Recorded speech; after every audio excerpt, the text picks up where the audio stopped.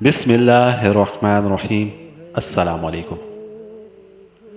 ایک انگریز جج کا فیصلہ۔ کاندلا میں ایک مرتبہ زمین کا تنازع کھڑا ہو گیا۔ جہاں پہ ایک زمین کا ٹکڑا تھا، اس پر جھگڑا چل رہا تھا۔ ایک طرف مسلمان کہتا تھا کہ یہ میرا ہے، دوسری طرف ہندو کہتا تھا کہ یہ ہمارا ہے۔ چنانچہ یہ مقدمہ بن گیا۔ انگریز کی عدالت میں یہ مقدمہ پہنچا۔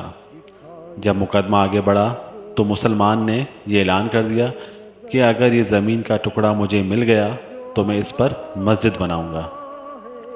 دوسری طرف ہندو نے جب یہ سنا تو اس نے بھی ضد میں یہ کہہ دیا کہ اگر یہ ٹکڑا مجھے مل گیا تو ہم اس پر مندر بنائیں گے۔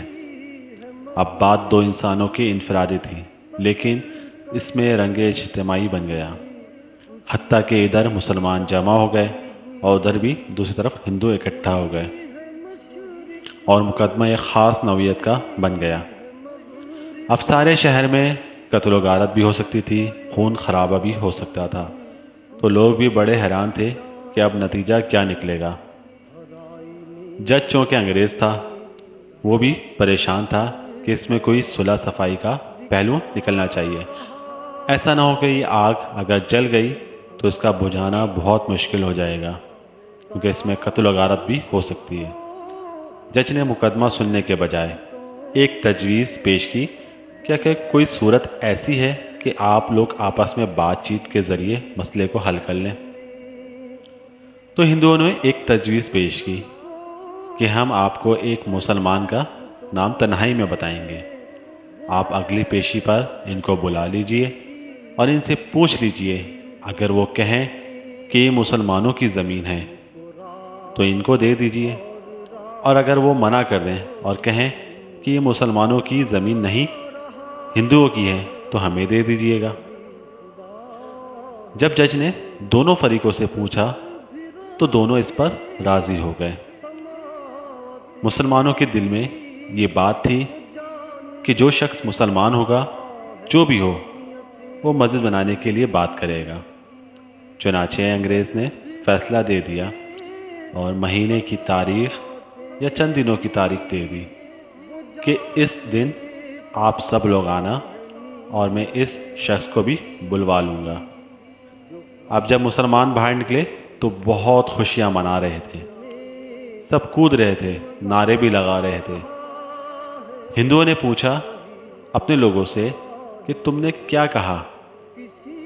ان کے بڑوں نے کہا کہ ہم نے ایک مسلمان عالم کو حاکم بنا لیا ہے، اور وہ اگلی پیشی پر جو کہے گا اسی پر ہم فیصلہ مان لیں گے۔ اب جو باقی ہندو تھے ان کے دل مرجھا گئے، اور مسلمان خوشیوں سے پھولے نہیں سماتے تھے، لیکن انتظار میں تھے کہ اگلی پیشی میں کیا ہوتا ہے۔ چنانچہ ہندوؤں نے مفتی الہی بخش کاندھلوی رحمۃ اللہ علیہ کا نام تجویز کیا۔ الہی بخش کاندھلوی رحمۃ اللہ علیہ شاہ عبدالعزیز رحمۃ اللہ علیہ کے شاگردوں میں سے تھے، اور اللہ نے ان کو سچی زندگی عطا فرمائی تھی۔ مسلمانوں نے دیکھا کہ مفتی صاحب تشریف لائے ہیں تو سوچنے لگے کہ مفتی صاحب تو مسجد کی ضرور بات کریں گے۔ چنانچہ جب انگریز جج نے مفتی صاحب سے پوچھا کہ بتائیے مفتی صاحب، یہ زمین کا ٹکڑا کس کی ملکیت ہے، ان کو چونکہ تمام حقیقت معلوم تھی تو انہوں نے جواب دیا کہ یہ ٹکڑا تو ہندوؤں کا ہے۔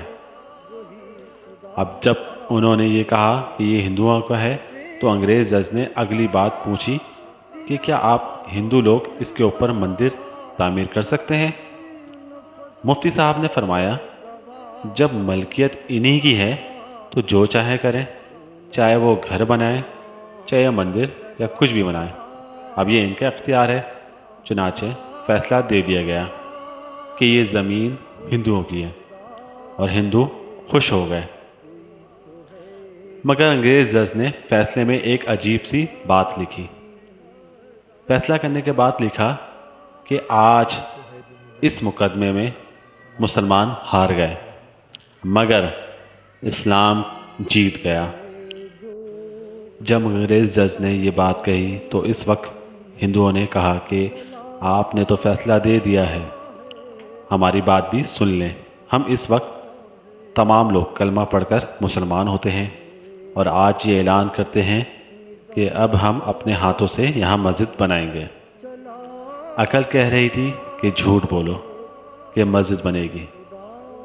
حضرت مفتی صاحب نے سچ بولا اور سچ کا بول بالا ہوا۔ سچے پروردگار نے اس جگہ مسجد بنوا کر دکھلا دی۔ کئی مرتبہ نظر آتا ہے جھوٹ بولنا بہت آسان راستہ ہے اور سچ بولنا آسان راستہ نہیں، یہ کانٹوں بھرا راستہ ہوا کرتا ہے۔ جھوٹے سے اللہ رب العزت نفرت کرتے ہیں، انسان نفرت کرتے ہیں، انسان اعتماد کھو بیٹھتا ہے۔ ایک جھوٹ کو نبھانے کے لیے 100 جھوٹ بولنے پڑتے ہیں۔ لہذا سچی زندگی کو آپ اختیار کیجئے، اس پر پروردگار آپ کی ضرور مدد فرمائیں گے۔